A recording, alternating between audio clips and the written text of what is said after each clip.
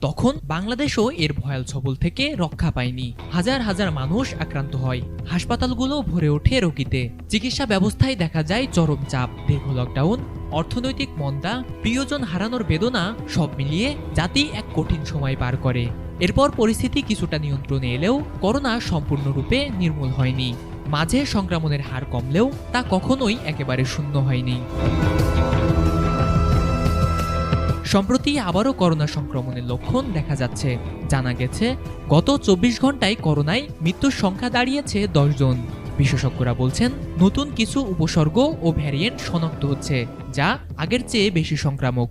রাজধানীর কয়েকটি হাসপাতাল এবং ক্লিনিকে হঠাৎ করে জ্বর, কাশি, শ্বাসকষ্টে আক্রান্ত রোগীর সংখ্যা বেড়ে গেছে। এই অবস্থায় সরকার ও স্বাস্থ্য অধিদপ্তরের নির্দেশে আবারও বিভিন্ন হাসপাতালে শুরু হচ্ছে করোনা পরীক্ষার কার্যক্রম। প্রাথমিকভাবে Dhaka medical college, Mugda general হাসপাতাল, চট্টগ্রাম